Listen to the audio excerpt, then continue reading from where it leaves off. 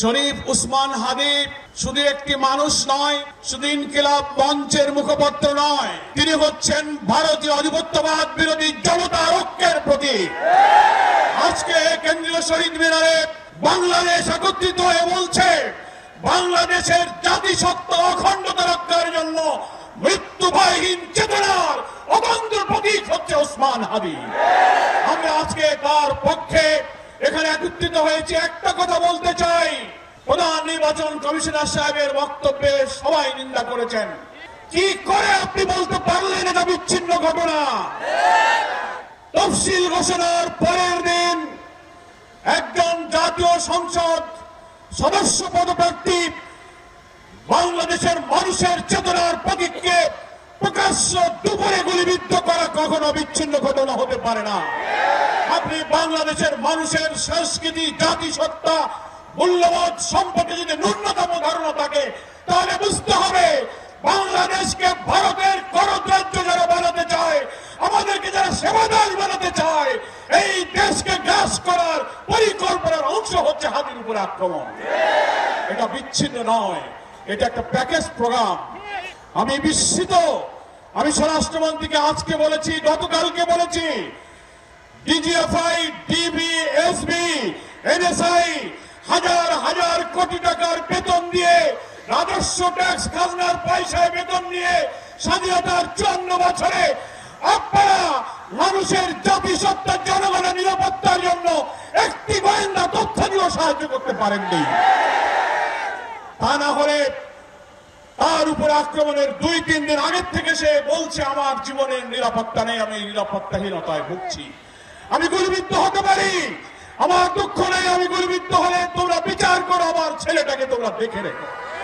এত বড় কথা বলা মিডিয়াতে, সোশ্যাল মিডিয়াতে, ইন্টেলিজেন্স সবাই জানার পরেও তার নিরাপত্তায় গোয়েন্দা সংস্থা কি ব্যবস্থা গ্রহণ করেছে? এই যে ইন্টেলিজেন্স ফেলিওরের জন্য সরকারকে জবাব দিতে হবে। আমি এই কথা বলে শেষ করতে চাই,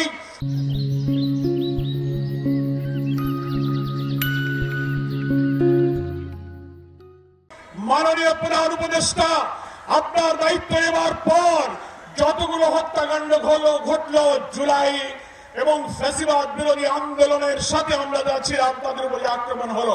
আপনি বারবার জাতীয় ঐক্য অটুট রাখতে বলেছেন, জুলাইয়ের চেতনাকে ধরে রাখতে বলেছেন, সেটা তো আমরা করছি, আমরা ঐক্যবদ্ধ। কিন্তু আপনার সরকার ব্যর্থ হয়েছে এই কারণে যে আপনি একটাও ফ্যাসিবাদের অস্ত্রধারী ধর্ষকদেরকে গ্রেফতার করতে পারেননি।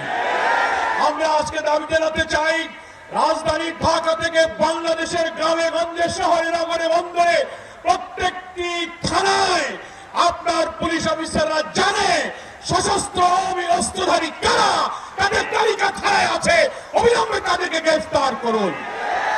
আমরা জুলাই যোদ্ধা আমাদের প্রিয় ভাই ওসমান হাদীর আশু আরোগ্য কামনা করি।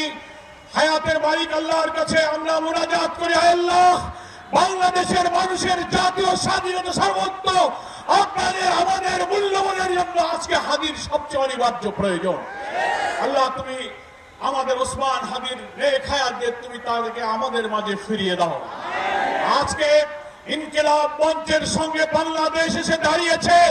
মনে রাখতে হবে, নির্বাচনকে বানচাল করার প্যাকেজ প্রোগ্রামের মধ্য দিয়ে এই দেশকে ভারতীয় আধিপত্যবাদের কররাজ্য বানানোর এই চেষ্টা আমরা কখনো সফল হতে দেব না। আজকে মৃত্যুদণ্ডপ্রাপ্ত পলাতক আসামি হাসিনাকে যারা আশ্রয় দিয়েছে, হাদির উপরে গুলি করে ভারতে পালিয়ে যাওয়ার সুযোগ যারা দিয়েছে, তারা বাংলাদেশের নির্বাচনকে সুষ্ঠু করতে দেবে না। তারা হয়তো ভাবতে পারে আওয়ামী লীগকে ইলেকশনে আনো, ইনক্লুসিভ ইলেকশনের নামে, রিফাইন্ড আওয়ামী লীগের ইলেকশনের নামে টকশোতে সুশীলরা, বুদ্ধিজীবীরা কর্পোরেট হাউসে বসে বসে যে ন্যারেটিভ উৎপাদন করে হাদির দিকে টার্গেট করলেন। এই সন্ত্রাসের বিরুদ্ধে আজকে এই জনসভা প্রতিরোধের যে আওয়াজ তুলেছে, ওটা জাতিকে ঐক্য করে তুলতে হবে।